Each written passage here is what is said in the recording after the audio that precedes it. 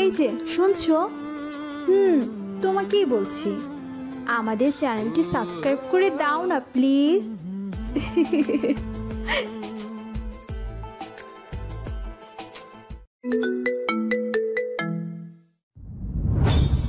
মির্জাবাড়ির একমাত্র মেয়ে কদমের বিয়ে। পুরো বাড়িতে মরিচ বাতির আলো আলোকিত করেছে, পুরো বাড়িতে ফুল আর বাতি দিয়ে সুন্দর করে ডেকোরেশন করেছে, তাক লাগিয়ে দেওয়ার মতো।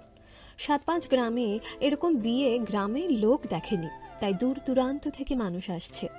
নীল মানে কদম বউ সেজে নিজের রুমে পায়চারি করছে, কিভাবে পালাতে পারবে। নানা রকম চিন্তা ভাবনা করছে, বিয়ে বাড়ি থেকে কিভাবে বের হবে, তাকে যে পালাতেই হবে। নীল বালিশের নিচ থেকে মোবাইল বের করে, তার ছোট কাকার ছেলে তামিমকে ফোন করে। ব্যবস্থা হয়েছে? করেছি, একটু ওয়েট কর, আমরা আসছি। কবে আসবে? আমার বিয়ে হয়ে গেলে বরযাত্রী আসার সময় হয়ে গেছে। রাগ করছিস কেন? ব্যবস্থা করতে সময় লাগে না? আর বাড়ি কত লোকজন, তাদের চোখে ফাঁকি দিতে হবে। 5 মিনিটের মধ্যে চলে আসছি। আচ্ছা বাই। নীল কানের থেকে ফোন নিয়ে রেখে নিতেই তার দাদু ঘরে আসে। তাকে 2 নয়ন ভরে দেখে বলে, আমার কদম দাদু হয়ে গেছে, খুব সুন্দর লাগছে। বর যে আর চোখ ফেরাতে পারবে না। আমার যে খুব হিংসা হচ্ছে, আমার বউকে যে আজকে নিয়ে যাবে। চাইলে আমায় রেখে দিতে পারো, আমি তোমাকে বিয়ে করার জন্য এক পায়ে দাঁড়িয়ে আছি। তুমি তো আমায় বিয়ে করতে পারো, তাহলে তো আজ আমায় এই বাড়ি ছেড়ে চলে যেতে হবে না।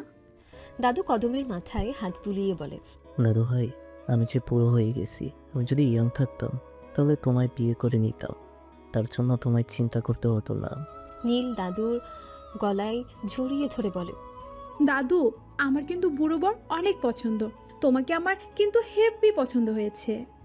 না না, আমার একমাত্র নাতনি কদমের বিয়ে হবে বুড়োর সাথে, কখনোই না। সবাই আমায় কদম দাদু ভাইকে নিয়ে হাসাহাসি করবে, বুড়ো বরকে নিয়ে। তাই তো ইয়াং বর খুঁজে নিয়ে এসেছি। আমার ইয়াং বর চাই না দাদু, আমি তোমাকে বিয়ে করতে চাই। আমার বুড়ো বর অনেক ভালো লাগে। কদম। দাদুকে আর বলতে না দিয়ে নিজে প্রশ্ন করে, দাদু, একটা কথা জিজ্ঞাসা করি? করো দাদু ভাই। তুমি তো আমার নাম নীল রেখেছো, আগে তো আমায় নীল বলে ডাকতে, এখন কেন এই খ্যাত নাম কদম বলে ডাকো? আমার এই নাম বলে ডাকবে না বলে দিলাম। এই নামটা তোমার সতীন রেখেছে, মানে তোমার দাদি রেখেছে, আর আমি তোমার নাম রেখেছি নীল। তোমার দাদি আর আমার মধ্যে নাম নিয়ে অনেক কাটাকাটি হয়েছে। সে বলেছে তুমি বর্ষার ঋতু জন্ম নিয়েছ, তাই তোমার নাম সে কদম রেখেছে। তোমার দাদি মারা যাওয়ার পর তার প্রিয় নামে আমি তোমাকে ডাকি। তোমার মাঝে যে আমি তোমার দাদিকে দেখতে পাই। লাস্ট কথা বলতে নীলের দাদুর চোখে কোণে জল চলে আসে। নীলের চোখ তা এড়ায়নি। নীল তার দাদুর চোখে থেকে চশমা খুলে চোখের পানি মুছে দিয়ে বলে, দাদু, তুমি কি দাদিকে অনেক লাভ করতে? লাভ কি দাদু ভাই? মানে ভালোবাসতে? হ্যাঁ, তোমার দাদি আমাকে খুব ভালোবাসতো, আমি তাকে খুব ভালোবাসতাম। অনেক মিস করছো দাদিকে? হ্যাঁ দাদু ভাই, খুব মিস করি। কিন্তু তুমি তো তোমার দাদি খালি জায়গার শূন্যস্থান পূরণ করে দিয়েছ, তাই মিস করার সময় তো পাই না দাদু ভাই। তখনই নীলের ছোট কাকা মানে তামিমের আব্বু রুমে এসে বলে, দাদু নাতনি কি গোপন কথা বলছে, আমি কি শুনতে পারি? দাদু তখন বলে, আসাদ বরযাত্রী আসবে কখন? বাবা চলে আসবে। ছোট কাকা নীলের থুতনি ধরে বলে, আমার পুচকুটা আজ কখন বড় হয়ে গেল বুঝতে পারিনি, এখন সে অন্যের ঘরে চলে যাবে। নীল স্পষ্ট দেখতে পায় তার কাকুর চোখে পানি। কাকু চোখের পানি মুছে দিয়ে বলে, তোমরা তো আমায় বিদায় করার জন্যই উঠে পড়ে লেগে গেছো।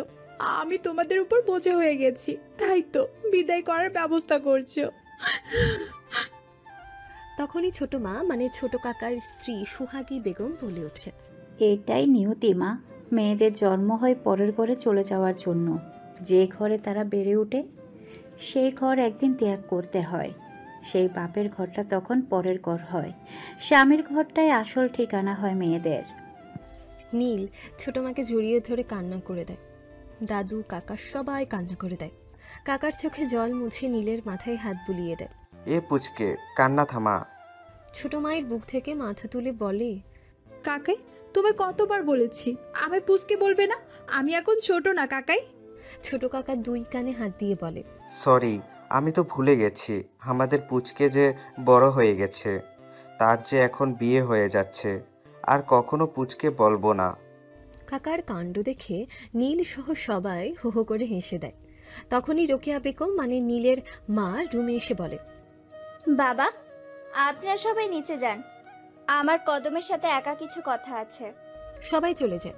রোকেয়া বেগম মেয়েকে নিয়ে খাটে বসে, নিজের কিছু গয়না আছে সেগুলো পরিয়ে দেয় আর বলে, কদম মা, সব সময় তুমি যেখান থেকে সেখান থেকে পালিয়ে যাও। আশা করি আজকে সেই কাজ করবে না।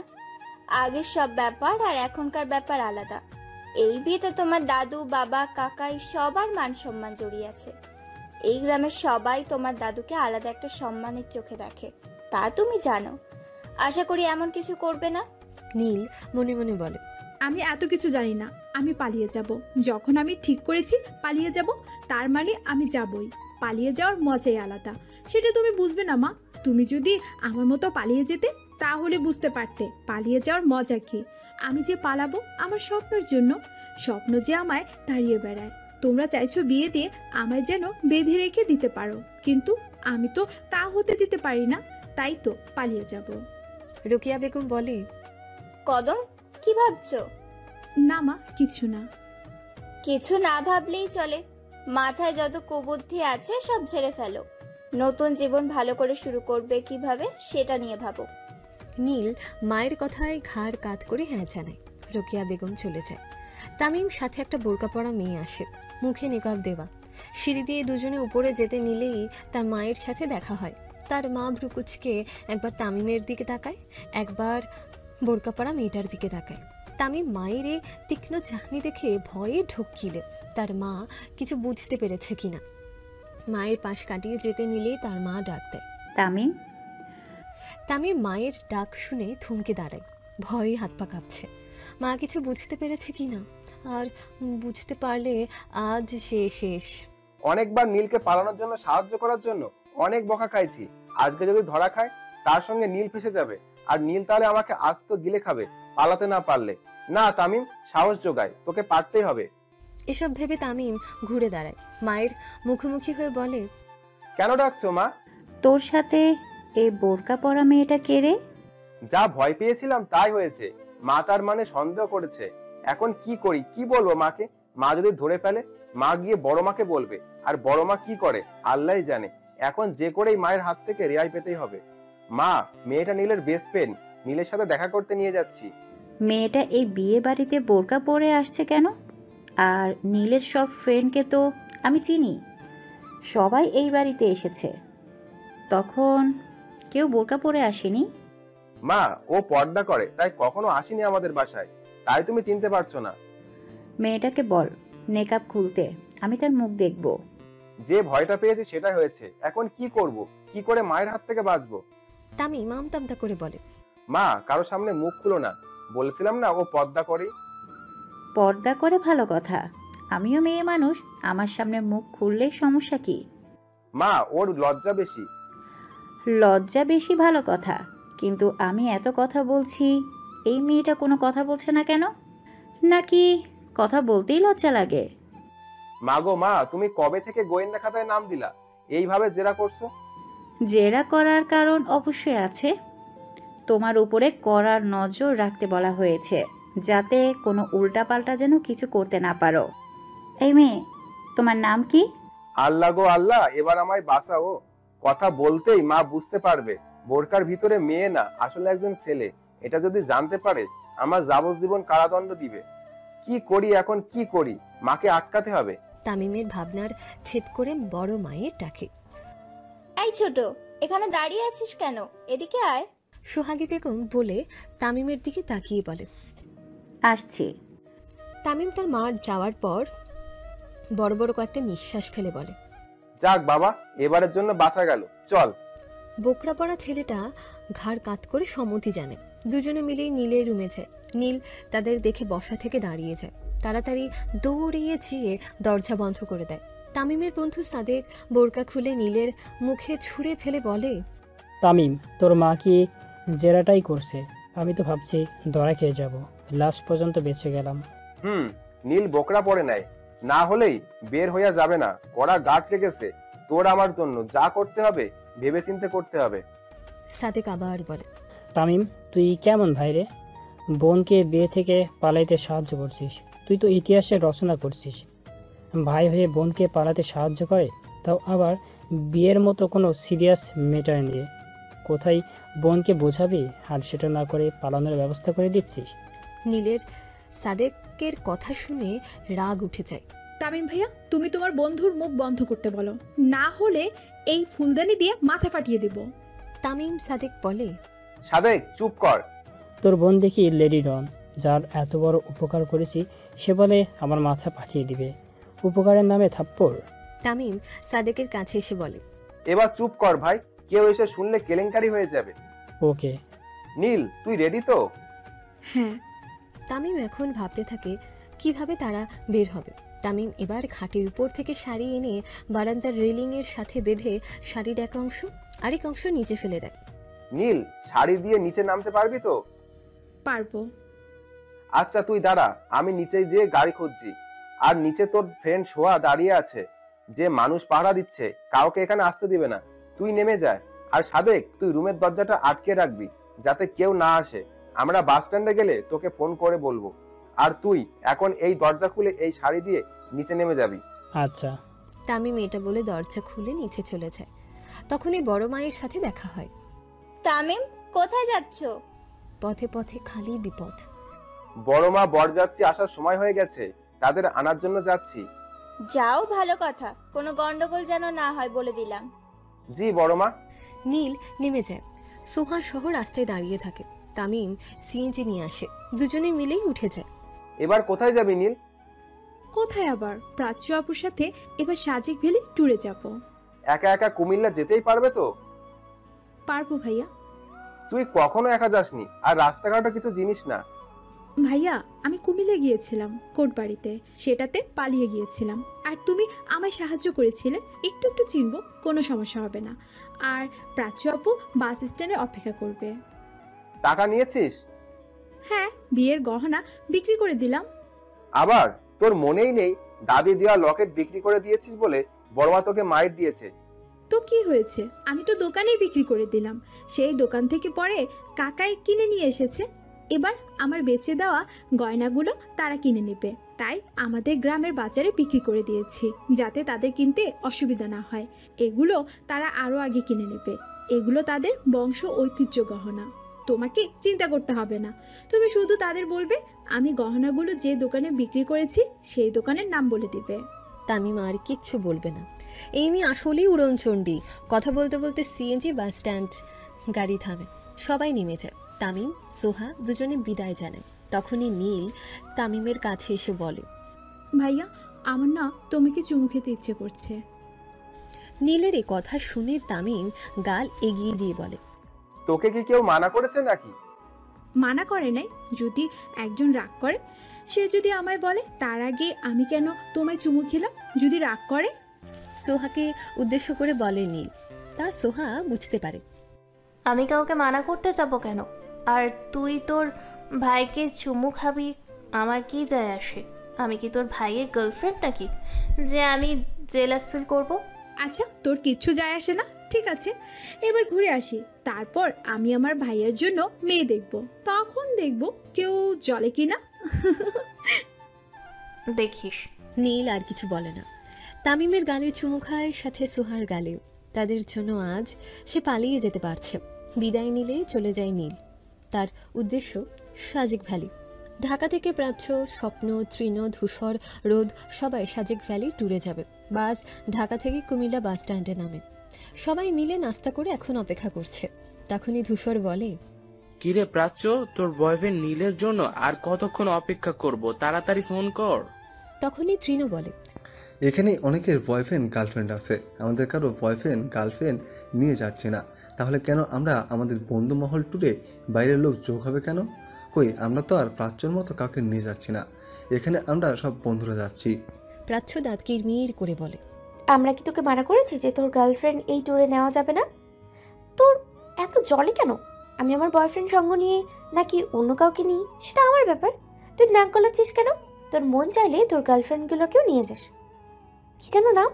আর তখনই রোদ বলে ওঠে, টিনা, মিনা, শিনা, রিনা। হ্যাঁ, তোর ওই টিনা, মিনা, শিনা সঙ্গে নিয়ে যাইতে পারিস, আমরা কেউ মানা করবো না। সবার উদ্দেশ্য করে বলে প্রাচ্য। তৃণু যদি এই টুরে গার্লফ্রেন্ড নিয়ে আসতো তাহলে কি তোরা মানা করতি? ধূসর আর রোদ বলে, না, কিন্তু স্বপ্ন কি বলতে মানা করতো? একদম মানা করতো না। এই তৃণু তো গার্লফ্রেন্ড ছাড়াই চলে না। তূর্ণ বলে, আমি যা সামান্য কথা বলছি আর তোরা সবাই একটা একটা কথা করে 10টা কথা শুনাইলি। বেশ করেছি, তোর জলে কেন? স্বপ্ন পাশে দাঁড়িয়ে তার বন্ধুদের ঝগড়া দেখছে। এরা সবাই এক হলে সামান্য কথা নিয়ে ঝগড়া করে। ঝগড়া শেষে সবাই আবার এক হয়েছে। এবার স্বপ্ন বলে, প্রাচ্য, ফোন দিয়ে জিজ্ঞেস কর আর কতক্ষণ লাগবে আসতে, লেট হয়ে গেলে আবার সমস্যা হবে। প্রাচ্য ফোন বের করে কল করে। রিসিভ করে নীল। প্রাচ্য বলে, নীল কোথায় তুই, আর কতক্ষণ লাগবে তোর? এই তো আপু, বাস থেকে নেমেছি আমি। আচ্ছা তাড়াতাড়ি, আমরা বাস স্ট্যান্ডে দাঁড়িয়ে আছি। নীল ফোনে কথা বলতে বলতে বাস থেকে নামে।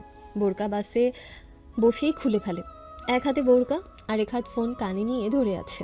ধূসর তাকিয়ে দেখে বাসের থেকে একটা বউ নেমে আসছে, তাও আবার এত রাতে একলা একলা। তা দেখে একটু জোরে সবাইকে বলে, তোরা সবাই এই দিকে দেখ।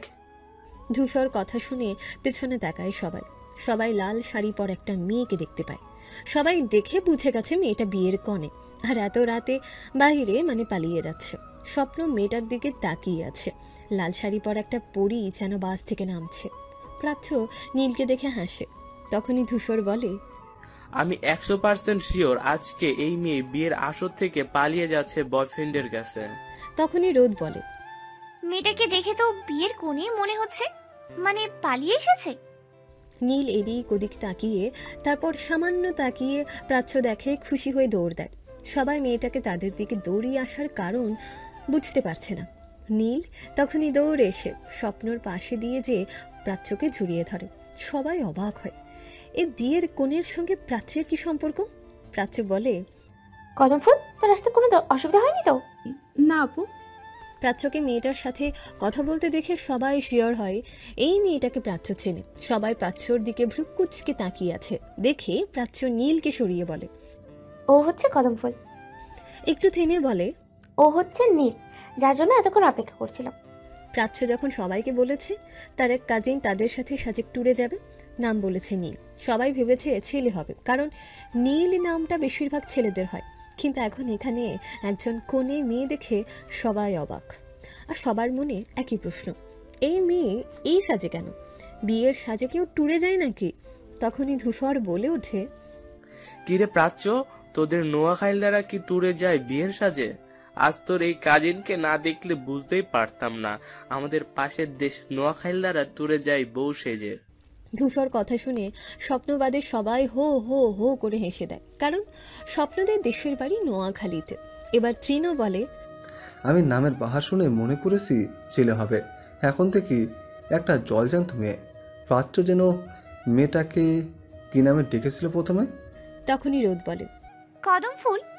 তৃণ আর ধূসর হো হো করে হেসে দেয়।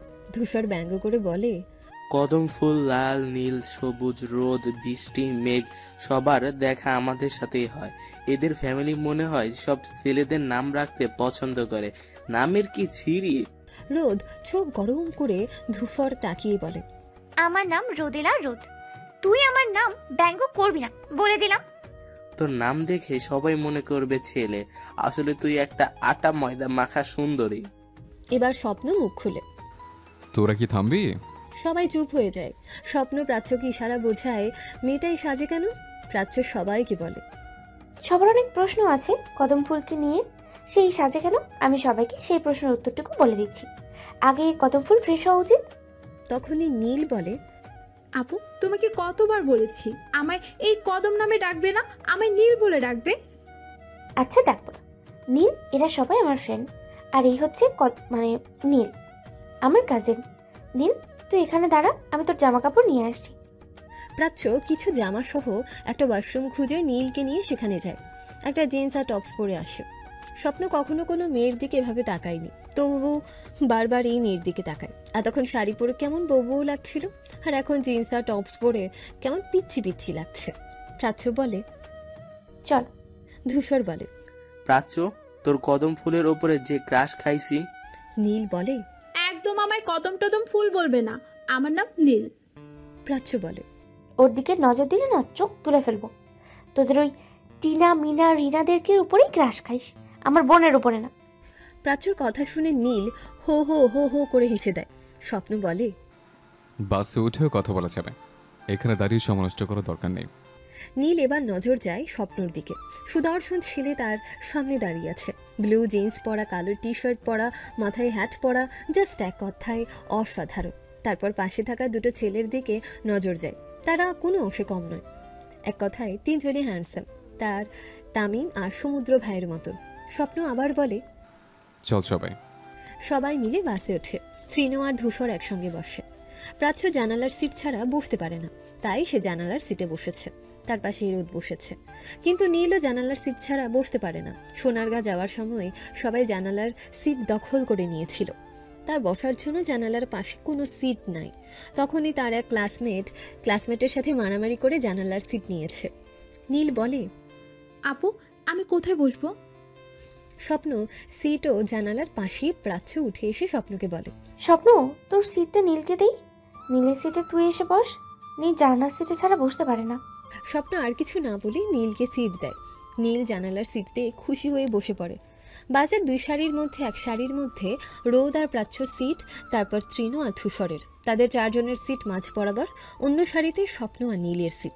রোদ বলে, প্রাচ্য, তোর এই কদম ফুল বিয়ে সাজে কেন এসেছে? ও বিয়ে থেকে পালিয়ে এসেছে।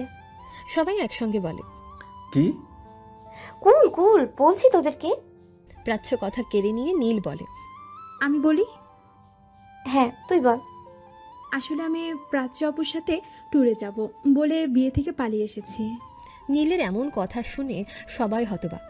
আজ পর্যন্ত তারা কেউ এমন মেয়ে দেখেনি যে ট্যুরে যাবে বলে বিয়ের আসর থেকে পালিয়ে আসে। প্রাচ্য তার বন্ধুদের মুখের এই করুণ অবস্থা দেখে বলে, তোরা সবাই বানরের মতো মুখ করে রেখেছিস কেন? তৃণ বলে, তোর এই কদম ফুলের কথা শুনে। প্রাচ্য বলে, এখন কিছু শুনিসনি, ওর জীবন বৃত্তান্ত শুনলে তোরা সবাই হার্ট ফেল করবি। শুধু এখন পালায়নি, এই নিয়েও 36 বার পালিয়েছে। সবাই বলে, 36 বার? রোদ বলে, আমি যতটুকু জানি তোর দাদু নিজের এলাকায় সম্মানিত ব্যক্তি, তার নাতনি যদি এভাবে পালায় সবাই কি ভাববে? আর ও কেন এভাবে পালায়? তখন নীল বলে, আমার স্বপ্নের জন্য। নীলের মুখে স্বপ্নের নাম শুনে সবাই স্বপ্নর দিকে ভ্রু কুঁচকে তাকায়। তা দেখে স্বপ্ন বলে, এইভাবে তোরা তাকিয়েছিস কেন? তৃণ বলে, প্রাচ্য, তোর বোন কদম ফুল কি বলছে? সে নাকি পালিয়ে আসে তোর জন্য। স্বপ্ন কিছু বলতে যাবে তার আগেই নীল বলে, আমি ওনার জন্য পালাতে যাব কেন? ধূসর বলে, তুমি তো একটু আগেই বললেই তুমি নাকি স্বপ্নের জন্য পালাও। হ্যাঁ, আমার স্বপ্নের জন্য। আমার স্বপ্ন হলো এই পৃথিবীর সব সুন্দর সুন্দর জায়গা ঘুরে বেড়ানো, এটা আমার স্বপ্ন। নীলের কথা শুনে প্রাচ্যবাদী সবাই ভ্যাবাচ্যাকা খায়। তৃণ বলে, আমি ভাবছি আমাদের স্বপ্নের জন্য পালালে। আপনাদের স্বপ্ন মানে? ধূসর বলে, আপনার পাশে যে ব্যক্তি বসে আছে তাহার নাম স্বপ্ন। নীল খুশি হয়ে বলে, সত্যি?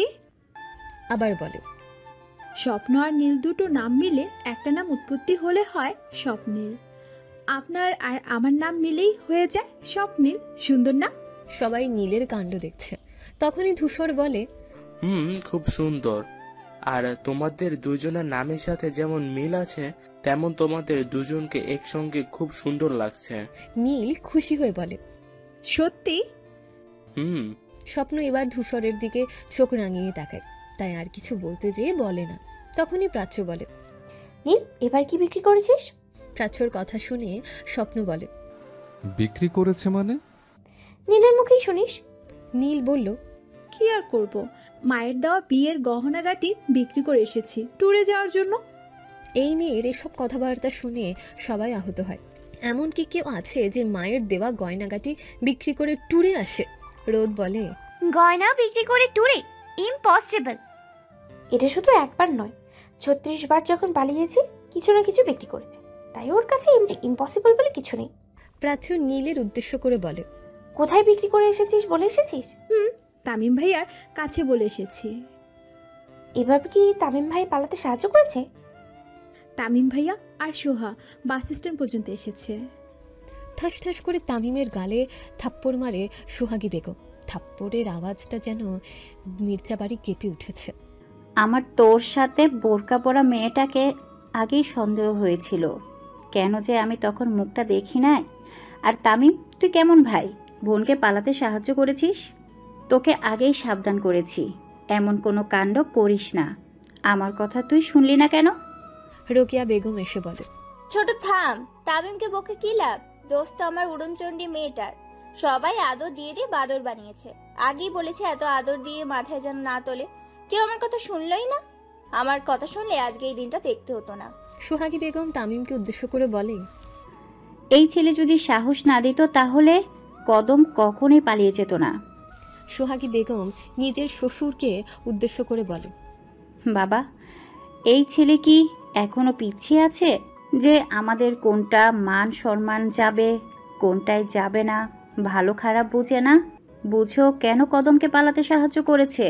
আজ ওর জন্য আপনার আমাদের সবার মান সম্মান ধুলে মিশে গেল। সোলোমান মির্জা সোফা ছেড়ে উঠে দাঁড়ায়, এগিয়ে যায় তামিমের দিকে। তিনি গিয়ে তামিমের গালে থাপ্পড় মারে। এই থাপ্পড় মেরেছি তোকে কেন জানিস? তুই পোস্টার হয়ে অবুজের মতো এই কাজ করলি তাই। কদম না হয়ে বোঝে না, তুই কেন এমন করলি? এই কথা বলে আর এক মুহূর্ত না দাঁড়িয়ে উপরে চলে যায়। রোকেয়া বেগম এতক্ষণ ধরে খেয়াল করেছে সোহা মাথা নিচু করে আছে, তাই সোহার কাছে গিয়ে জিজ্ঞেস করে, সোহা, তুই কি জানতি কদম যে পালিয়ে যাবে? সোহা যেই ভয়টা পেয়েছে সেটাই হচ্ছে। সোহার মা আমিনা বেগম ঘাবড়ে যায়। রোকেয়া বেগম এই প্রশ্নে, আমিনা বেগম এই বাড়ির কাজের লোক। আমিনা বেগমের সাথে এই বাড়ির লোকের সঙ্গে খুব ভালো সম্পর্ক। কদম আর তামিম তাকে খালা বলে ডাকে। সোহা মাথা তুলে তাকায়। বড় মা? আর বলতে না দিয়ে তামিম বাজ পাখির মতন সোহার মুখ থেকে কথা কেড়ে নিয়ে বলে, বড় মা, সোহা কিছু জানতো না। এটা আমি আর নীল ছাড়া কেউ জানে না। রোকেয়া বেগম একবার তামিমের দিকে তাকায়, একবার সোহার দিকে তাকায়। কদম এখন কোথায় গেছে? প্রাচ্যর সাথে সাজেক গেছে। এবার আসুক বাড়ি, এবার পা দুটো ভেঙে দেব যাতে আর পালাতে না পারে। এটা বলে চলে যায়। সোহাগী বেগম এসে বলে, আমেনা আফা, এই ছেলেকে দুদিন কোনো খাবার দিবে না। ওর শাস্তি হলো দুদিন যেন কিছু না খেতে পারে। তৃণ বলে, একবার যে আমাদের সাথে কক্সবাজার ট্যুরে গেছিল, তামিম নামের এক ছেলে, তোর যে কাজিন হয় সেই তামিম। প্রাচ্য বলে, তামিম ভাই। রোদ বলে, তোর বোন কদম ফুল যে এইভাবে পালিয়ে বেড়ায়, এর কি পালানোর রোগ আছে নাকি? নীল বলে, পালানোর মজাই আলাদা আপু। একবার পালিয়ে কোথায় ঘুরে দেখবেন, তাহলে বুঝতে পারবেন। আমার পালানোর দরকার নেই। আমার ফ্যামিলি এমনিতেই আমার স্বাধীনতা দিয়েছে, তাই পালানোর কোনো প্রয়োজনই নেই। প্রাচ্য বলে, আমাদের ফ্যামিলিতে এই স্বাধীনতা রয়েছে। ধূসর বলে, তাহলে এভাবে পালানো কোনো মানে আছে? নীল যে এভাবে পালিয়ে যায়, তাই সবাই মিলে ঠিক করে নীলের বিয়ে দিয়ে দেবে। বিয়ে দিলে সংসার করলেই তারপরে পালানোর ধান্দা মাথা থেকে বের হয়ে যাবে। তাই সবারও বিয়ে ঠিক করেছে ওর মতামত নিয়ে। নীল যখন বলেছে ও বিয়েতে রাজি, তখন দাদু বিয়ে ঠিক করে। রোদ বলে, যখন ওর মতামত নিয়েই বিয়ে ঠিক করে, তাহলে পালিয়ে আসলো কেন? মাঝপথে কথা থামিয়ে দিলি, এবার তো সুযোগ দিবি নাকি? বল। তারপর আমার সাথে ওর কথা হয়। ও আমাকে বলে বিয়ে করবে না, পালিয়ে যাবে। আমি তখন ওকে বলি দাদুকে বলে দিতে, কিন্তু আমায় নীল বলে, প্রাচ্য আপু আমি বিয়ে থেকে পালাতে চাই 2টা কারণে। আমি তাকে বলি কি কারণ? নীল আমায় বলে, আপু আমার অনেক দিনের স্বপ্ন বিয়ে থেকে পালিয়ে যাও। অনেক সিনেমায় দেখেছি নায়িকা বিয়ের দিন পালিয়ে গিয়ে ভ্রমণ করে, আমি সেই রকমই করব। তখন আমি বলি দ্বিতীয় কারণটা কি? নীলাময় বলে, আপু আমি না ভালোবেসে বিয়ে করব। ভালোবেসে বিয়ে করলে তো বিয়ের দিন আর পালিয়ে যেতে পারবো না, তাই আমার স্বপ্ন পূরণ করতে পারবো না। তাই দাদুর এই সুযোগ কাজে লাগানো। এদিকে আমার স্বপ্ন পূরণ হবে, আর সেই স্বপ্ন রাজ্য থেকে আমার রাজকুমার খুঁজে বের করে দাদুর সামনে যেয়ে বলবো, দাদু আমি আমার স্বপ্নের দেশ থেকে আমার রাজকুমারকে খুঁজে এনেছি, এবার আমার বিয়ে দিয়ে দাও, আর আমি পালাবো না। প্রাচ্যর কথা শুনে হো হো করে হেসে দেয়। রোদ বলে, এবার তার স্বপ্ন দেশ থেকেই রাজকুমার খুঁজে ফেললেই হবে। আবার বলা শুরু করে, একবার নীল পালিয়ে যায়, বাসা থেকে কোনো জিনিস নিয়ে পালাতে পারে না, তাই দাদি দেওয়ার লকেট বিক্রি করে দেয়। বাসায় যখন আসে তখন বড় মা ওর গলায় লকেট না দেখে অনেক মানে।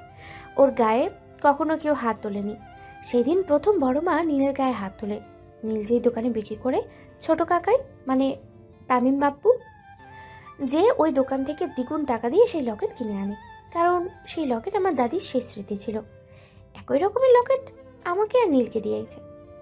প্রাচ্য এবার নিজের গলার লকেট বের করেই সবাইকে দেখায়। ধূসর বলে, বাব্বা, তোমাদের ফ্যামিলিতে তোমাদেরকে হেভি পেয়ার করে। তৃণও খোঁচা মেরে বলে। প্রাচ্য নোয়াখালী থেকে একটা জিনিস এনেছে ধূসর। তৃণুর কথা শুনে রেগে যায়। এই কি বলি তুই? স্বপ্ন এবার বলে, প্রাচ্য, এখন আর ঝগড়া শুরু করিস না, কিছুক্ষণ ঘুমিয়ে নে, ভোর হওয়ার আর বেশি দেরি নেই। প্রাচ্য বলে, স্বপ্ন, আমার না খুব ঠান্ডা লাগছে, প্রচুর ঠান্ডা লাগছে। এই জন্য আমি তোদের বলেছি এসি বাস নেব, কিন্তু তোরা বলছিস নন এসি বাস করেও যাবি। এই সময় নন এসি বাসে করে গেলেই বাসের জানলা দিয়ে প্রচুর ঠান্ডা লাগে, আর এসি বাসে করে গেলে আসলে এত ঠান্ডা লাগতো না। আমরা কি কখন সাজে এসেছি আমরা কি জানলাম? তুই তো আমাদের আগে বললেই পারতি। ধূসর বলে, এই জন্যই মেয়েদের ভালো করতে নেই। আমি আর স্বপ্ন তোকে বলি নাই এসি বাস নিব, তোরা কি বলেছিস নন এসি বাসে করে যাবি, আর এখন বলছিস আমরা বলি নাই। প্রাচ্য কিছু বলতে যাবে তার আগেই স্বপ্ন বলে, হয়েছে, আর বলতে হবে না। প্রাচ্য, জ্যাকেট আছে না তোর কাছে? পরে নে, তাহলে ঠান্ডা কিছুটা কম লাগবে। স্বপ্ন, নীল কি ঘুমিয়ে গেছে? সারা শব্দ শোনা যাচ্ছে না। স্বপ্ন নীলের কথা মনেই ছিল না, ওদের কথায় সে মগ্ন ছিল। কখন সে কোনো মেয়ের জীবন কাহিনী এভাবে শোনেনি, আজ প্রথম নিজের আগ্রহে নীলের কাহিনী শুনতে মনোযোগ দেয়। স্বপ্ন তাকিয়ে দেখে নীল জানালার পাশে মাথা রেখে ঘুমিয়ে আছে। চাঁদের আলোয় নীলের মুখ পর্যবেক্ষণ করে, ভালো করে তাকানোর সুযোগ পায়নি। দুধে আলতা মেশানো গায়ের রং, গোলাপের পাপড়ির মতন ওষ্ঠ যুগল, পান পাতার মতো চিবুক, প্রশস্ত ললাট, উন্নত নাসিকা, তরবারির মতন চিকন লম্বা ভ্রু, হরিণীর মতন ডাগর দুনয়ন, সব মিলিয়ে যেন বিধাতার নিজ হাতের সৃষ্টি নীল। সুন্দর মুখটা যেন পূর্ণিমার চাঁদ, যেন মেঘের আড়ালে দিয়ে উকি মারছে এই আধারে। স্বপ্ন তাকিয়ে দেখে নীল শীতে কাঁপছে। নিজের জ্যাকেট খুলে নীলের গায়ের উপর দেয়, জানালা থেকে মাথা তুলে সিটে রাখে। স্বপ্ন চোখ বুজে ঘুমানোর জন্য। বাসের ঝাঁকুনিতে নীলের মাথা ঢলে পড়ে স্বপ্নর কাঁধে, সঙ্গে সঙ্গে চোখ খুলে ফেলে। অদ্ভুত একটা শিহরণ জাগে শরীরে।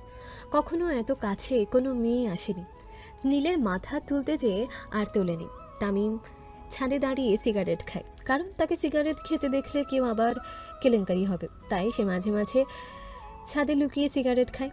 একবার নীলের কাছে ধরা পড়ে যায়, নীলকে ঘুষ দিয়ে মুখ বন্ধ করায়। 5,000 টাকা নেয় নীল তামিমের কাছ থেকে একটা কথা গোপন রাখার জন্য। তামিম বাধ্য হয়ে দিয়ে দেয়, কারণ এই উড়নচণ্ডী যে বলে দিতে পারে দাদু কাছে, সে ভয়েই দিতে বাধ্য হয়। আর সেই টাকা নীল করিম চাচার মেয়েকে অসুস্থ দেখে তার চিকিৎসার জন্য দিয়ে দেয়, আর তামিম তাকে আবার 5,000 টাকা দেয়। নীল 100 টাকা নিয়ে বলে, এই 100 টাকা নিলাম আমি আর সোহা ফুচকা খাবো বলে।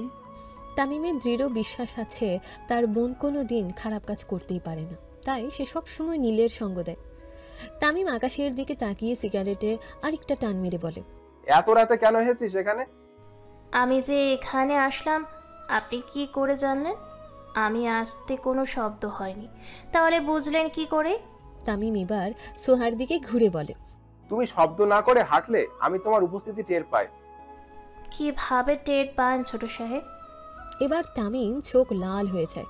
সে কতবার মানা করেছে তাকে যেন ছোট সাহেব বলে না ডাকে, তারপর সে ছোট সাহেব বলবে, তাই রেগে গিয়ে সিগারেট ফেলে। সোহা হাত মেরে ছাদের দেওয়ালের রেলিংয়ের সাথে চেপে ধরে বলে, তোকে কতবার বলেছি আমায় ছোট সাহেব বলবি না, আমার কথা শুনিস না কেন? সোহা খুব শান্ত গলায় বলে, চাকর আর মালিককে মধ্যকার সম্পর্ক এরকমই হয়, মালিকদেরকে এই নামে সম্বোধন করা লাগে। কে চাকর সোয়া?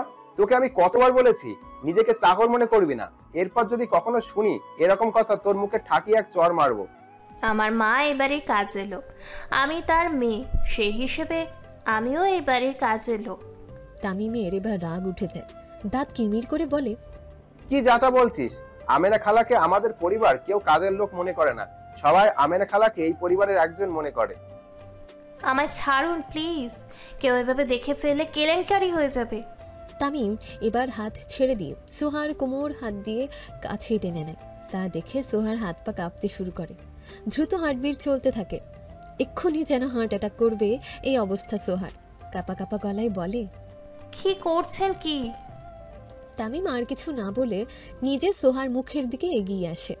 সোহা চোখ দুটো বন্ধ করে নিয়েছে, তার সাথে ঠোঁট কাঁপছে। তামিম গরম নিঃশ্বাস সোহার ঠোঁটে পড়তে সারা শরীর যেন কেমন করে কেঁপে উঠল। শরীরের প্রত্যেকটা রক্তকণা শীতল হয়ে বরফের মতো জমে গেল। কেমন যেন এক অজানা সুখের রাজ্যে হারিয়ে গেল সে। সোহা হার্টবিট দ্বিগুণ হয়ে গেল, তার নিঃশ্বাস যেন ভারী হয়ে আসছে, নড়াচড়া করার শক্তি পর্যন্ত পাচ্ছে না, হাত পা যেন অবশ হয়ে আসছে। চোখ দুটো বন্ধ করে ফেলে। তামিম দীর্ঘ নিঃশ্বাস সোহার মুখে আছড়ে পড়ছে। সেই ধরে নিয়েছে হয়তো ছোট সাহেব তার ঠোঁটে ঠোঁট মিলিয়ে দেবে, কিন্তু তামিম তা না করে সোহার মুখের উপরে পড়ে থাকা চুলগুলো সরিয়ে দিয়ে কানের কাছে গুজে দেয়। নেশা ধরা কণ্ঠে কানের কাছে ফিসফিস করে বলে, এবার ঠিক আছে। সোহা সাহস জুগিয়ে হাত সরিয়ে একটু দূরে দাঁড়িয়ে বলে, তখন মিথ্যে কেন বলেছেন? তামিম এবার পিছন থেকে সোহার কোমরে হাত দিয়ে নিজের কাছে টেনে নেয়, সোহার পিঠ থেকে তামিমের বুকে। সোহা কাঁধে চিবুক রেখে বলে, আমি জানতাম যদি বড় মা জেনে যায় তুইও ছিলি তাহলে তোকে আর আমার মতো বকাঝকা করতো, আর খালা শুনলে তোকে মাইর দিত। আমায় মাইর দিলে আপনার কি? আমার কি মানে? আমার ভালোবাসার মানুষকে বকাঝকা মাইর দেবে আর আমি এগুলো চেয়ে দেখবো? পরের দিন সকাল 6:30 সবার ঘুম ভেঙেছে। তাদের গাড়ি খাগড়াছড়ি আঁকাবাঁকা পাহাড়ের ভিতর দিয়ে যাচ্ছে। সমতল থেকে কতটুকু উপরে বা যা কেউ নির্দিষ্ট করে বলতে পারবে না, বেশ উপর দিয়ে যাচ্ছে এটুকু বলতে পারবে সবাই। নিচে তাকালে ছোট বড় অনেক পাহাড় দেখা যায়। খাগড়াছড়ি যাওয়ার পথে এমন রাস্তা দেখলে মনে হবে শত শত বছর ধরে যেন কেউ পাহাড় কেটে কেটে রাস্তার ব্যবস্থা করে রেখেছে। সত্যি এক কথায় অসাধারণ। এই রাস্তা দিয়ে যাওয়ার সময় মনে হবে নৌকা যেমন দুই দিকে দুলে, তেমন গাড়ি যেন দুই দিকে দুলছে, কারণ রাস্তার কন্ডিশন হচ্ছে আঁকাবাঁকা, কিন্তু কোয়ালিটি ছিল টপনচ। কোথাও রাস্তা ভাঙাচোরা নেই। এই মাইয়াদের ফান্দে পড়ে কেন এসি বাস নিলাম না? তাহলে কালকে রাত বরফের মতো আমার শরীর জমে যেত না? ধূসর বলে। প্রাচ্য আর রোদ কিছু বলে না, কি আর বলবে। কালকে রাতে ঠান্ডা তাদের হাত পা ঠান্ডা হয়ে আসছে। নীল সবুজ ছোট বড় পাহাড় দেখে মনোমুগ্ধকরভাবে তাকিয়ে আছে। তার এখনই ছুটে যেতেই মন চাচ্ছে। নীল খেয়াল করে তার গায়ের উপর একটা জ্যাকেট দেওয়া। একবার স্বপ্নর দিকে তাকায়, এবার জ্যাকেটের দিকে তাকায়। তা দেখে স্বপ্ন বলে, কালকে রাতে তোমার ঠান্ডা লাগছিল তাই দিয়েছিলাম। নীল ছোট করে বলল, ও জ্যাকেট পরে নাও, ঠান্ডা তাহলে কম লাগবে। নীল জ্যাকেট পরে নেয়। প্রাচ্যকে বলে, আপু আর কত সময় লাগবে সাজেক যেতে? আমার যে বসতে বসতে কোমর ব্যথা হয়ে গেছে। তখনই তৃণ বলে, তুমি কুমিল্লা থেকে উঠেছ, তারপর বলছো কোমর ব্যথা হয়ে গেছে, আর ঢাকা থেকে উঠলেই তোমাকে খুঁজে পাওয়া যেত না। নীল কিছু বলতে গেলে স্বপ্ন বলে, কিছুক্ষণ পর আমরা খাগড়াছড়ি বাস স্ট্যান্ডে নেমে যাব। শাপলা চত্বর থেকে চাঁদের গাড়ি নিয়ে দীঘিনাল থেকে বাখাইহাট আর্মি ক্যাম্প, তারপর মাচালং বাজার থেকে সাজেক ভ্যালি। এখনো অনেক পথ। আচ্ছা, আপনি এখানে আর এসেছেন? আমি ধূসর সমুদ্র এসেছিলাম। সমুদ্র ভাই এসেছিল? হুম। রোদ বলে, এবার কেন সমুদ্র আসলো না? আসলে তো অনেক মজা হতো। তৃণ বলে ওঠে, সমুদ্র কেন আসেনি জানিস? কেন? সমুদ্র এবার ট্যুরে আসতে চেয়েছে, যখন শুনেছে রোদ বৃষ্টি ঝড় এবার আমাদের সাথে ট্যুরে যাবে তাই আসেনি। কি বললি? ও আমার জন্য ট্যুরে আসেনি? ওই খাটাস বুঝি আমার জন্য ট্যুরে আসে নাই? ও গতবার সাজেক ট্যুরে কি করেছে? আমায় বাদ দিয়ে সবাইকে নিয়েই ট্যুর প্ল্যান করেছে। আমি কত কান্না করেছি যেন আমায় নেয়, কিন্তু নেয়নি। আমার বদল হয়ে স্বপ্ন তোকে রিকোয়েস্ট করেছে, তারপর আমায় নেয়নি। আমাকে ট্যুরে নেয়নি বলে প্রাচ্য সেই ট্যুরেই যায়নি। স্বপ্ন ধূসর সমুদ্র গেছে। আমার ইচ্ছা করছিল খাটাসটারে আলু ভর্তা বানিয়ে খাইয়ে ফেলি। ধূসর বলে, সমুদ্রকে কি খাটাস বলছিস? আমি এতক্ষণ তোর কথাগুলো রেকর্ড করেছি, এখন রেকর্ডটা সেন্ড করে দিব সমুদ্রের কাছে। রোদ এবার নিজের সিটে উঠে পিছনে ভিড়ে ধূসরের চুল টেনে ধরে বলে, কি বলি? তুই সমুদ্রের কাছে রেকর্ড পাঠাবি? আজ আমি তো চুল একটাও রাখবো না। বন্ধু হয়ে বন্ধুর ভালোবাসায় কাঁটা হয়ে দাঁড়ালি। সমুদ্র যদি শুনতে পায় আমি তাকে খাটাস বলেছি, সে কি আমায় আস্ত রাখবে? স্বপ্ন আর প্রাচ্য মিলেই রোদকে ছুটায়। ধূসর নিজের মাথার চুলে হাত দিয়ে বলে, গুন্ডি মেয়ে, আমার এত সুন্দর চুলগুলো ছিঁড়ে ফেলতো। আর একটু হলে আমি তোকে অভিশাপ দিলাম, সমুদ্র যেন তোর ভালোবাসা কোনোদিন বুঝতে না পারে, সারা জীবন যেন সমুদ্রের পিছনে পিছনে ঘুরিস। সমুদ্র গলায় ঝুলাতে না পারলে তোর গলায় ঝুলাবো। শখ কত, আমার জন্য দুনিয়াতে মেয়ের অভাব পড়েছে, আমি তোর মতো গুন্ডি মেয়েকে আমার গলায় ঝুলাবো?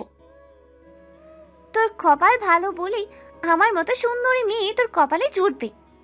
তৃণ বলে, তোদেরকে সুন্দরী বলে না, তোদেরকে বলে মেকআপ সুন্দরী। আটা ময়দা মেখে সুন্দরী হোস, আটার ময়দার দাম যে হারে বেড়ে গেছে। রোদ বলে, তোর গার্লফ্রেন্ড টিনা, মিনা, রিনা তারা কি মাখে? তারা তো আমাদের চেয়ে দ্বিগুণ মেকআপ করে, আর ঠোঁটে কি বিশ্রী লাল টুকটুকে লিপস্টিক দেয়। নির্ঘাত গার্লফ্রেন্ডকে কিস করতে গেলে ওই পচা লিপস্টিক খেয়ে তোর পেট খারাপ হবে। রোদের মুখে কথা শুনে নীল খিলখিল করে হেসে দেয়। হাসি থামিয়ে বলে, লিপস্টিক খেলে বুঝি পেট খারাপ হয়? তাহলে মুভিতে নায়ক নায়িকাকে কিস করতো না? প্রাচ্য ধমকের সুরে বলে, চুপ কর নীল। আর শোন রোদ, কারোর কথাই কান দিবি না। মেজো ভাইয়া বিদেশে গেছে, তাই সমুদ্র ভাইয়াকে অফিসে নিয়মিত যেতে হবে, তাই আসেনি। এই ধূসরের কথাই কান দিবি না। সবাই আর কোনো কথা বলেনি। 8:30টায় তাদের গাড়ি খাগড়াছড়ি পৌঁছে। তাদের গাড়ি ট্রাফিক জ্যামে আটকে, তাই তাদের 1 ঘন্টা লেট হয়। তাই 7টায় পৌঁছানোর কথা, সে জায়গায় 8:30টায় পৌঁছায়। সাজেক আসার ক্ষেত্রে সময় খুব গুরুত্বপূর্ণ। খাগড়াছড়ি থেকে বাঘাইহাট আর্মি ক্যাম্প পৌঁছাতেই হবে, কারণ বাঘাইহাট থেকে সাজেক যেতে বাকিটুকু রাস্তায় সেনাবাহিনীর এসকর্টে করে যেতে হবে। সেনাবাহিনী এসকর্ট দিনে 2 বার পাওয়া যায়, সকাল 10টায় একবার, বিকেল 3টায় একবার। কোনোভাবেই যদি সকালের স্কর্ট মিস করেন তাহলে বিকেল 3টার স্কর্টের জন্য অপেক্ষা করতে হবে। সেনাবাহিনী স্কর্ট ছাড়া কোনোভাবেই সাজেক যাওয়ার অনুমোদন দেওয়া হবে না। সেনাবাহিনী স্কর্ট ঘাট দিতে দিতে নিয়ে যাবে, যাতে পর্যটকদের কোনো সমস্যা না হয়, পাহাড়ি উপজাতিদের কোনো সমস্যা না হয়। তাই সাজেক আসার ক্ষেত্রে সময়ের ব্যাপারটা অবশ্যই খেয়াল রাখতে হবে। নিজের সব জিনিসপত্র নিয়ে সবাই নেমে যায় খাগড়াছড়ি। স্বপ্ন বলে, প্রাচ্য, এখানে একটা ওয়াশরুম আছে, তোর সবে যা, ফ্রেশ হয়ে আয়, আমরা এখানে দাঁড়িয়ে আছে। নীল, রোদ, প্রাচ্য চলে যায়। তৃণ বলে, স্বপ্ন চাঁদের গাড়ি কই আসছে না যে? ধূসর বলে, আগে থেকে কি চাঁদের গাড়ির খবর দিয়ে রেখেছিস? আগের বার যা চাঁদের গাড়ি দিয়ে গেলাম, যাওয়ার সময় তার ফোন নম্বর নিয়ে গেলাম। তাই এবার যখন সবাই মিলে আসছে, ওদের যাতে সমস্যা না হয় তা আগেই ফোন দিয়ে জানিয়ে রেখেছি তাকে, সে যেন শাপলা চত্বরে এসে দাঁড়ায়। ভালো করেছিস। ওই দোকানটায় চল, ওরা আস্তে আস্তে আমরা 1 কাপ চা খাই, তাহলে শরীর গরম থাকবে। চল। প্রাচ্য এসে বলে, তোরা আমাদেরকে রেখে চা খেয়ে ফেলি কেন? স্বপ্ন বলে, তোরা কি চা খাবি নাকি? টঙের দোকানে চা খাওয়ার মজাই আলাদা।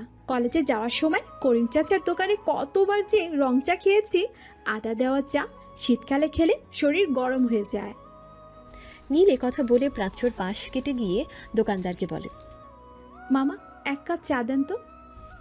নীল এবার রোদের দিকে তাকিয়ে বলে, আপনি খাবেন? 6 জন মিলে চা খায়। খাওয়া শেষে সবাই শাপলা চত্বরে যায়। সেইখানে অনেক অনেক চাঁদের গাড়ি থাকে। ওখান থেকে ফুল প্যাকেজ 8,000 বা 9,000 করে নেয়। অফ সিজনে 1,000 টাকার মতো কম রাখে। চাঁদের গাড়ি সর্বোচ্চ 10-12 জন বসতে পারে। যাদের ট্যুরে সদস্য সংখ্যা কম থাকবে তারা শাপলা চত্বর থেকে শেয়ারে চাঁদের গাড়ি নিতে পারে। তোরা সবাই এখানে দাঁড়া, আমি আসছি। এটা বলে স্বপ্ন চলে যায়। চাঁদের গাড়ি ড্রাইভারকে ফোন করে, তুমি কোথায়? সাহেব, আমি আপনার পিছন। স্বপ্ন পেছন ঘুরে তাকে দেখে। ফোন কেটে তার সামনে এসে দাঁড়ায়। তোমার গাড়ি কোথায়? ওই তো সাহেব। তুমি গাড়িতে যাও, আমি সবাইকে নিয়ে আসছি। জি। স্বপ্ন সবার কাছে গিয়ে বলে, চল সবাই, চাঁদের গাড়ি ওইদিকে। নীল অনেকবার শুনেছে চাঁদের গাড়ির কথা। সে জানে চাঁদের গাড়ি করে সাজেক যেতে হয়। চাঁদের গাড়ি নিয়ে অনেক জল্পনা কল্পনা করে ফেলে।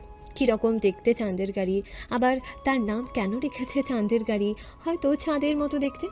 সবার আগে আগে হেঁটে যায় নীল। সবাই এক এক করে গাড়ি উঠে যায়। নীল এদিক ওদিক খুঁজতে থাকে কোথায় চাঁদের গাড়ি, আর সবাই কেন জিপে উঠছে। প্রাচ্য অপুর বন্ধু বলেছে চাঁদের গাড়ি করে যাবে, তাহলে জিপ কেন? নীলকে দাঁড়িয়ে থাকতে দেখে স্বপ্ন বলে, তুমি দাঁড়িয়ে আছো কেন, ওঠো। রোদ গাড়ি ভিতর থেকে বলে, কদম ফুল উঠে আসো। আমি এই গাড়ি করে যাব না, আমি চাঁদের গাড়ি করে যাব। নীলের কথা শুনে সবাই হাসে। স্বপ্ন মুচকি হেসে বলে, এটাই চাঁদের গাড়ি। নীল কিছুটা লজ্জা পেল, কিন্তু কাউকে তার লজ্জা বুঝতে না দিয়ে আবার প্রশ্ন করে, এটা কি করে চাঁদের গাড়ি হয়? এটা তো একটা জিপ গাড়ি। আরেক দফা সবাই হেসে দেয়। এবার নীলের রাগ হচ্ছে, তাই ছড়ে বলে, এত হাসির কি বলছি? স্বপ্ন নীলের কাছে এসে বলে, এখানে উপজাতির কাছে এই গাড়ি চাঁদের গাড়ি নামেই পরিচিত। আমরা এটাকে জিপ গাড়ি বলে থাকি।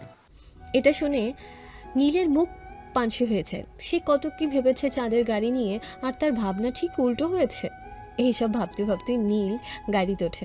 চাঁদের গাড়ি নিজ গতিতে চলতে থাকে। শাপলা চত্বর থেকে সাজেক যাওয়ার জন্য মহেন্দ্র সিএনজি চাঁদের গাড়ি ব্যবহার করে। সিএনজি করে গেলে পাহাড়ি প্রকৃতি ভালোভাবে দেখা যায় না, তাই সবাই চাঁদের গাড়ি ব্যবহার করে যাতে পাহাড়ি পরিবেশ উপভোগ করতে পারে। খাগড়াছড়ি থেকে সাজেকের রাস্তাটা দেশের সবচেয়ে সুন্দর রাস্তাগুলোর মধ্যে অন্যতম। পুরো রাস্তা অপরূপ পাহাড়ি সাজে সজ্জিত। দুই পাশে মাঝে মাঝে পাহাড়িদের বাঁচা, আর এমন অপরূপ রাস্তায় চাঁদের গাড়ি করে যাতায়াত এক রোমাঞ্চকর যাতায়াত। তাদের চাঁদের গাড়ি যখন দীঘিনালা আর্মি ক্যাম্প দিয়ে যায়, তখন স্বপ্ন সবাইকে বলে, এটা হলো দীঘিনাল আর্মি ক্যাম্প। আগেরবার যখন আমরা সাজেক গিয়েছিলাম তখন এখান থেকে অনুমতি নিয়ে যেতে হতো। এখন সব কাজ বাঘাইহাট আর্মি ক্যাম্পে। স্বপ্নর কথা শুনে সবাই জায়গাটার ভিউ ভালো করে দেখে। নীল বলে, প্রাচ্য আপু, আমার না খুব খিদে পেয়েছে। ধূসর খোঁচা মেরে বলে, কিরে প্রাচ্য, নোয়াখালী থেকে কি মাদক নিয়ে আসলি তুই? সে যে শুধু খাই খাই করে। আপনি খাদক, বিলাই, শাকচুন্নি, রাক্ষসের নানা, হনুমানের শ্বশুর, বানরের বাপ। এই শাকচুন্নি খুব খাদক। আমি এতক্ষণ খাই খাই করেছি, কালকে রাত ধরে না খেয়ে আছি, তারপর আমায় বলছে আমি খাদক। নীলের এই ভাষা শুনে প্রাচ্য বাদে সবাই শোকাহত। কি বলবে বুঝতে পারছে না। প্রাচ্য সবার চেহারার এই অবস্থা দেখে অট্ট হাসিতে ফেটে পড়ে। ধূসর প্রাচ্যর কানে কানে এসে ফিসফিস করে বলে, তোর বোন এই সব ভাষা কোথা থেকে শিখছে? ওরে চাতাইস না, না হলে আরো আফ্রিকান ভাষা শুনতে হবে তোকে। তার চেয়ে ভালো চুপ করে যা। প্রাচ্য স্বপ্নকে বলে, আমারও খুব খেতে পেয়েছে। মাচালং বাজারে একটা হোটেল আছে, ওইখানে সকালে নাস্তা খাবো। তৃণ বলে, স্বপ্ন, বাগাইহাট আর্মি ক্যাম্প তো 10টার আগে পৌঁছতে হবে। স্বপ্ন ঘড়ির দিকে তাকিয়ে বলে, খাগড়াছড়ি থেকে বাঘাইহাট আর্মি ক্যাম্প যেতেই প্রায় 1.5 ঘন্টা লাগে। এখন বাজে 9টা। আমাদের হাতে আরো 1 ঘন্টা সময় আছে। সময় মতো পৌঁছে যেতেই পারবো, কোনো সমস্যা হবে না। পুরোটা পথ জুড়ে সবুজ পাহাড় যেন নিজেকে ঢেকে রেখেছে কুয়াশার নরম চাদরে। সাজেক যাওয়ার পথে কয়েকবার যাত্রা বিরতি। পথের প্রথম বিরতি বাঘাইহাট বাজার। পাহাড়ের কোল ঘেঁষে এই পাহাড়ি বাজারের পাশ দিয়ে চলে গেছে কাঁচালং নদী। গাড়িগুলো সিরিয়ালভাবে দাঁড় করানো হয়েছে মাঠে। রাস্তায় যেন জ্যাম না লাগে সেজন্য সবগুলো গাড়ি মাঠে একত্রিত করা হয়েছে। বাঘাইহাট আর্মি ক্যান্টনমেন্ট থেকে প্রত্যেকটা গাড়িকে আলাদাভাবে টোকেন নিতে হবে এবং সেই টোকেনটা সাজেক থেকে ফেরার সময় বাঘাইহাট আর্মি ক্যান্টনমেন্টে জমা দিয়ে যেতে হবে। স্বপ্ন গাড়ি থেকে নেমে ক্যাম্পের দিকে এগিয়ে যায়। সেখানে গিয়ে নাম, ঠিকানা এবং কোন রিসোর্টে উঠবে সব কিছু বলে টোকেন নিয়ে এসে দেখে নীল এই বাঘাইহাট ভিউয়ের ভিডিও করছে। তা দেখে নীলের কাছে দ্রুত হেঁটে যায়। আর্মিদের অনুমতি ছাড়া এই জায়গাটা ভিডিও করা যায় না। অনুমতি না নিলে তারা কি শাস্তি দিবে আমায়? স্বপ্ন ভয় দেখানোর জন্য বলে, 1 বছর জেল কাটতে হবে। স্বপ্নের কথা শুনে নীল মোবাইল থেকে চোখ সরিয়ে স্বপ্নের সামনে এসে খুশিতে গদগদ করে বলে, সত্যি? আমার তো অনেক ইচ্ছা ছিল একটা রাত জেলে কাটানোর। আমি বুঝতে পারিনি এভাবে আমার জেল কাটানোর স্বপ্নটা পূরণ হয়ে যাবে। এই বলে আবার খুশিতে লাফিয়ে আবার ভিডিও করে। স্বপ্ন ভেবেছে গ্রামের মেয়ে হয়তো জেলের কথা শুনে ভয় হাত পা কাঁপাকাঁপি করে দেবে, কথা বলতে গিয়ে তোতলাতে থাকবে। কিন্তু এই মেয়ে দেখি সব উল্টো। ভয় পাওয়া তো দূরের কথা, জেলে কাটানো নাকি তার একটা স্বপ্ন। এসব ভেবে স্বপ্ন মনে মনে কিছুটা হেসে দেয়। তারপর নীলের থেকে ফোন কেড়ে নিয়ে বলে, জেলে যাওয়া সেটা তোমার স্বপ্ন হলে আমার কিন্তু তা নয়। 10টা বেজে গেছে, এখন গাড়িগুলো ছেড়ে দেবে। এটা বলে চলে যায়। স্বপ্নর কাণ্ড দেখে নীল অবাক। সে সোহার জন্য ভিডিও করছিল, আর এই ছেলে তার হাত থেকে ফোন কেড়ে নিয়েছে। এখন তার এই ছেলের উপর রাগ হচ্ছে, ইচ্ছে করছে নাক বরাবর ঘুষি দিয়ে নাক ফাটিয়ে দিতে। রাগ খেয়ে নিয়ন্ত্রণ করে হাঁটা দেয়। এখানে কিছুক্ষণ বিরতি শেষ করে আবার চলা শুরু হয়। মূলত সাজেকের ভ্রমণার্থীদের নিরাপত্তার কথা বিবেচনায় রেখে বাঘাইহাট বাজার থেকে সাজেক পর্যন্ত সবগুলো জিপকে নিরাপত্তায় পৌঁছে দেয় নিরাপত্তার বাহিনী কর্মীরা। বাঘাইহাট বাজারের পর গঙ্গারাম মুখ, দুপাশ থেকে বয়ে আসা দুটি নদী এক হয়েছে এখানে। পাহাড়ের বুক চিরে বয়ে যাওয়া সর্পিল নদী বয়ে গেছে বহু দূরে তাদের জিপ মাছালং আর্মি ক্যাম্পের সামনে। রাস্তার একপাশে অসংখ্য জিপ সারিবদ্ধভাবে দাঁড়িয়ে আছে। তা দেখে নীলের মনে হাজার প্রশ্ন উকিঝুঁকি দিচ্ছে। পেটের ভিতরে হাত জমে রাখতে না পেরে জিজ্ঞেস করে, রাস্তা একপাশে কেন গাড়িগুলো দাঁড়িয়ে আছে সারিবদ্ধভাবে? ধূসর বলে, এখানে গাড়িগুলো সকাল 10টায় সাজেক থেকে ছেড়ে এসেছে। এখানে দাঁড়িয়ে থাকার কারণ হচ্ছে আমাদের যাওয়ার সুযোগ করে দিচ্ছে। কারণ হচ্ছে এখানে পাহাড়ি আঁকাবাঁকা রাস্তায় ডাবল লাইনের গাড়ি চালানোর সুযোগ নেই। ডাবল লাইনের গাড়ি চালানোর বিপদ হওয়ার সম্ভাবনা থাকে। মুখ ছোট করে ও বলে নিজেকে নিজেই হাজার গালমন্দ দিচ্ছে। কেন সে এই সহজ জিনিস জানতে চেয়েছিল? এখন তারা ভাববে আমি কিচ্ছু জানি না। নীল, তুই আজ তো একটা গাধি, সামান্য কথা পেটে চেপে রাখতে পারিস না। সব কিছু তোকে জানাতেই হবে। কিছু কথা পেটের ভিতরে রাখলে তোর কি হয় রে নীল? উড়োবাজার, গঙ্গারাম মুখ, নন্দরাম এসব পাহাড়ি পাড়া পেরিয়ে তাদের দ্বিতীয় যাত্রা বিরতি মাছালং বাজার। পাশের সীমান্ত ঘেঁষা ভারত থেকে আসা মাছালং নদীর অববাহিকায় গড়ে উঠেছে এই ছোটোখাটো মাছালং বাজার। এই এলাকা সাজেক ইউনিয়নের প্রধান কেন্দ্রস্থল। পাহাড়ে ঝুমের ফসল বিক্রি আদর্শ স্থান হলো মাছালং বাজার। সবাই মিলে নামে মাছালং বাজারে নাস্তা করার জন্য। নাস্তা সেরে সবাই কিছুক্ষণ উপজাতি বাজারে হেঁটে দেখে। মাছালং বাজার খুবই দুর্গম একটা বাজার। এখানে বাঙালিদের কোনো বসবাস নেই। এখানে একমাত্র পাহাড়িরাই বসবাস করেন। দুর্গম এলাকা হওয়ায় এখানে বিদ্যুতের কোনো সংযোগ নেই। শুধুমাত্র সোলার সিস্টেমের মাধ্যমে বিদ্যুতের ব্যবস্থা রয়েছে। পাহাড়ি এলাকায় এক জায়গা থেকে আরেক জায়গায় ব্যবস্থা হচ্ছে মোটরসাইকেল। চাঁদের গাড়ি চলতে থাকে আবার নিজ গতিতে। স্বপ্ন সেনাবাহিনীর গেস্ট হাউস দেখিয়ে বলে, এটা হলো সেনাবাহিনীদের গেস্ট হাউস। সবাই ভালো করে তাকিয়ে দেখে, বিশেষ করে নীল। সে সেনাবাহিনীদের গেস্ট হাউসে ক্লিক করে একটা ছবি তুলে নেয়। বাসায় গিয়ে সবাইকে দেখাতে হবে না সাজেকে গিয়ে কি কি দেখেছে। আর একটু সামনে আসতেই রোদ বলে, গাড়িতে করে পানির ট্যাঙ্কি এগুলো কোথায় নিয়ে যাচ্ছে? রোদের এই প্রশ্ন শুনে তৃণ বলে, যারা এরকম গাধা গাধা প্রশ্ন করে তাদেরকে সাজেকে নিয়ে এই টাঙ্কিগুলোতে ডুবে মারা হবে। রোদ চোখ গরম করে তাকায়। নীল বলে, আচ্ছা ভাইয়া, আপনারা কি সোজা কথা সোজা উত্তর দিতে পারেন না? ভাইয়া ডাক শুনে তৃণ আর ধূসর একজন আরেকজনের মুখ চাওয়াচাবি করে। স্বপ্ন তাদের দেখে মনে মনে হাসে। ধূসর বলে, কোন অ্যাঙ্গেলে আমাদেরকে তোমার কাছে ভাইয়া মনে হয়? কেন? আপনারা তিনজন আমার সমুদ্র ভাইয়া, তামিম ভাইয়া সমবয়সী হবেন। আমি তো তাদেরকেও ভাইয়া বলে ডাকি, সেই হিসেবে আপনারা আমার ভাইয়া। তুমি আমাদেরকে ভাইয়া বলবে না। আমাদের সবার বোন আছে, তারা আমাদেরকে ভাইয়া বলে ডাকে।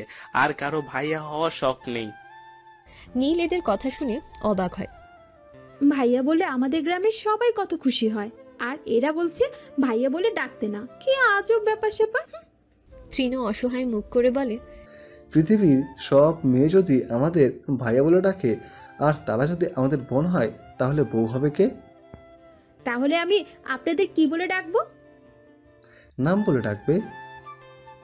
আপনাদের মতো হাতিদেরকে আমি নাম ধরে ডাকবো?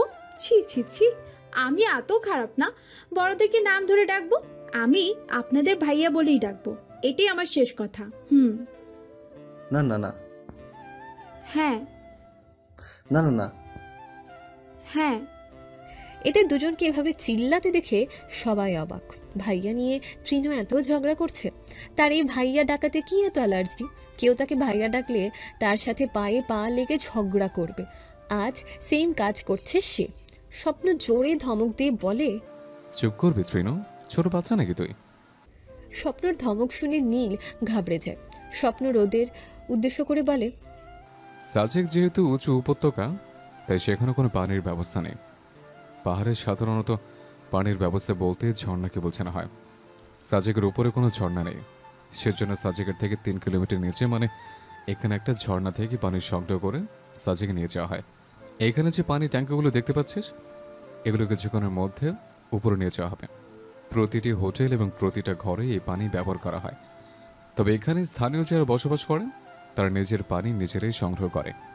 তারা এই পানি সংগ্রহ করার জন্য 2-3 কিলোমিটার নিচে পানি সংগ্রহ করে আবার উপরে আসে। বাবা গো বাবা, 2 কিলোমিটার নিচে যে পানি সংগ্রহ করে, আমি হলে মরেই যেতাম। নীল বলে। রোদ বলে ওঠে, নোয়াখাইলা আবার কবে থেকে হানিকে পানি বলে? ঠিক বলেছিস রোদ। নোয়াখাইলারা প উচ্চারণ হ করে, যেমন পেপেরে তারা বলে হাবিয়া, পানি বলে হানি। খুব সুন্দর না রোদ? এটা বলে ধূসর হো হো করে হেসে দেয়। তার সাথে তৃণ যোগ দেয়। তৃণ স্বপ্নকে বলে, কিরে স্বপ্ন, তোদের নোয়াখালীরা এসব বলে নাকি? পর হে। প্রথমত আমার গ্রামের বাড়ি নোয়াখালী জেলাতে হলে আমি কখনো যাইনি এবং আব্বু আম্মুও কখনো যায়নি। ছোট থেকে ঢাকায় বড় হয়েছি, তাই জানি না এগুলো আদৌ কি নোয়াখালী ভাষা কিনা। নীলের এবার রাগ হচ্ছে, খুব রাগ হচ্ছে। তাকে নিয়ে এটা সবাই ব্যঙ্গ করছে। ইচ্ছে করছে তাদের সবার মাথা ফাটিয়ে দিতে। শুধু প্রাচ্য আপুর সম্মানে কথা ভেবে নীল কিছু বলছে না। ঠোঁট কামড়িয়ে বলে, রোদ আপু, তোমার না সমুদ্র ভাইয়াকে বিয়ে করার ইচ্ছে? সমুদ্র ভাইয়ার বাড়িও কিন্তু নোয়াখালীতে। ভাইয়া কিন্তু বিয়ে করে বউকে নিয়ে নোয়াখালীর মির্জা বাড়িতে বসবাস করবে। তোমার কি উচিত নিজের হবু শ্বশুর বাড়ি জেলা নিয়ে এভাবে ব্যঙ্গ করা? আর সমুদ্র ভাইয়া যদি জানে তুমি তাদের নোয়াখালী নিয়ে এইভাবে ব্যঙ্গ করেছো, তাহলে ভাইয়া তোমার কি অবস্থা করবে আল্লাহই ভালো জানে। নীলের কথা শুনে রোদ ভয়ে ঢোকিল। নীল যা বলেছে সবই তো সত্যি।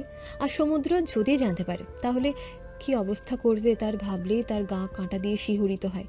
রোদের পানসে যাওয়া চেহারা দেখে নীল মনে মনে বলছে, ইয়েস ইয়েস ইয়েস ইয়েস, পেরেছি। রোদ আপুকে জব্দ করতে পেরেছি। হেতেরা আমার জ্বালা নিয়ে ব্যঙ্গ করবে আর আমি চাইয়া চাইয়া তাদের মুখখানা দেখব, তাই কি হয়? এবার নীল ধূসর করে বলে, ধূসর ভাইয়া, আপনি কি জানেন এই নোয়াখাইল্লা যে পানিকে যে হানি বলে, এটা তাদের একটা আর্ট যা সবাই পারে না। যেমন আপনাদের মতো ঢাকাইয়ারা পারবে না, এটা শুধু নোয়াখাইল্লাই পারে। আমার এই নোয়াখাইলাদের ভাষা শেখার কোনো ইচ্ছা নেই।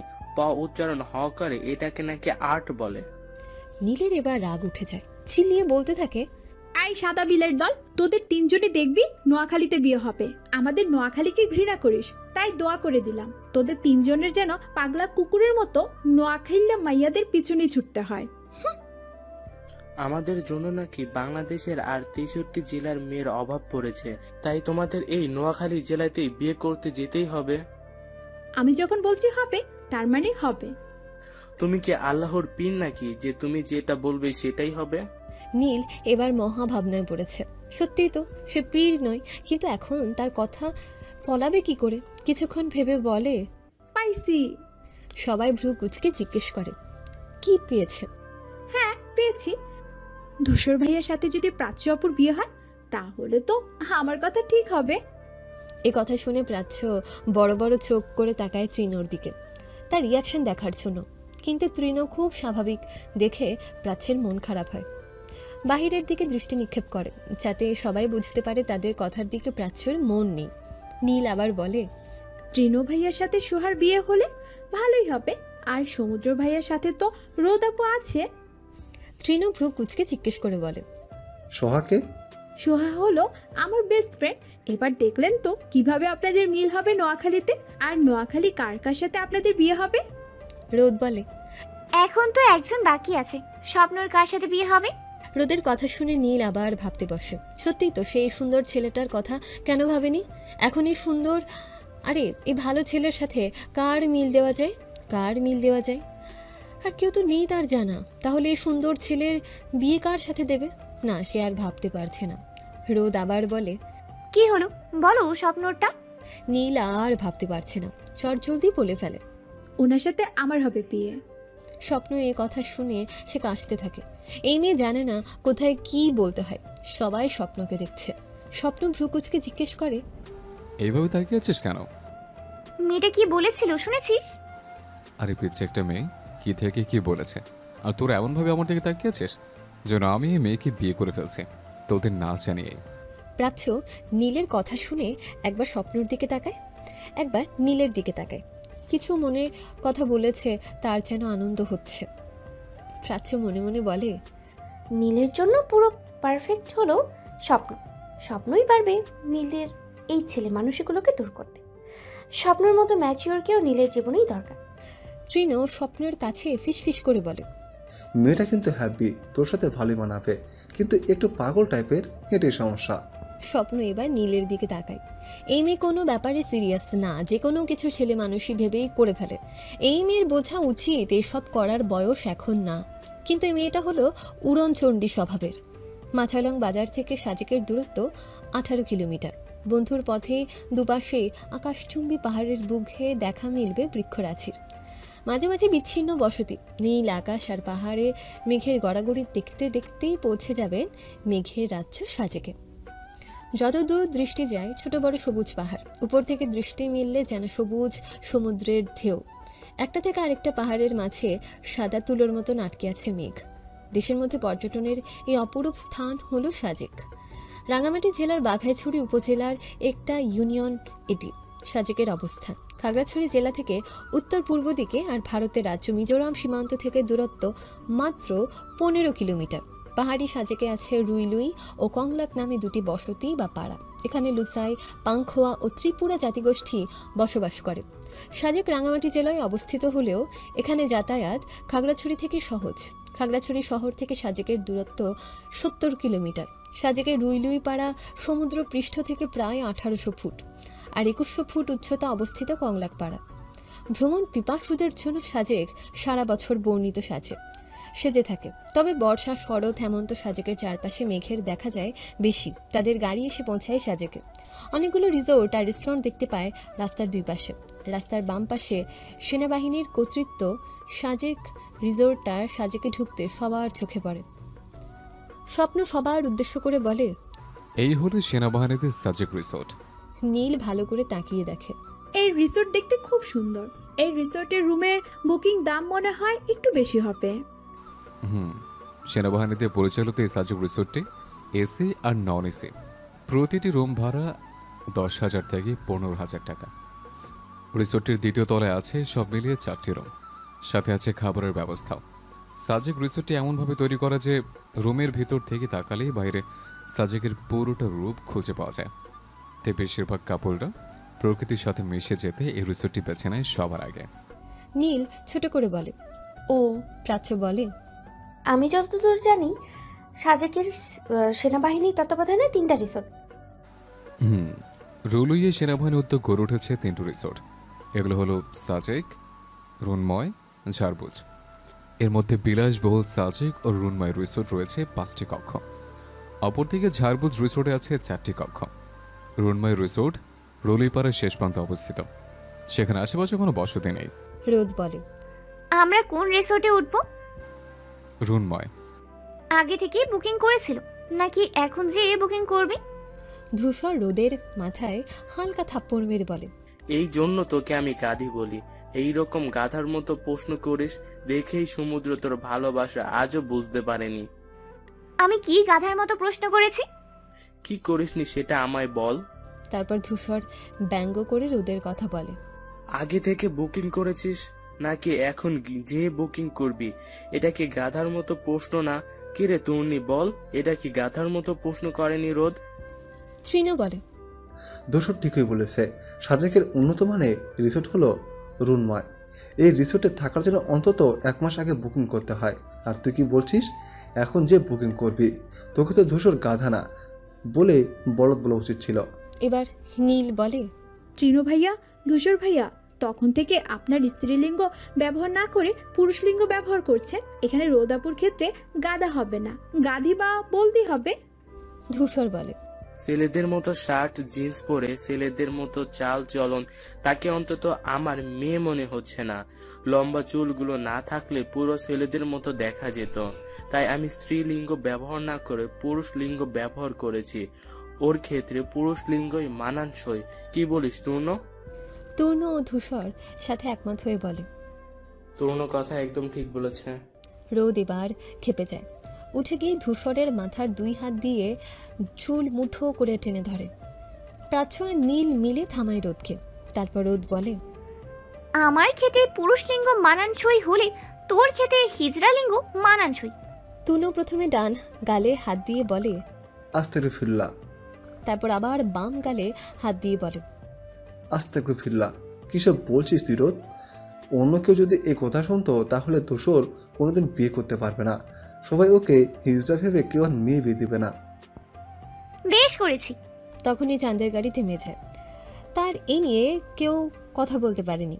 স্বপ্ন বলে, এসে গেছি আমরা, তোর সবাই নাম।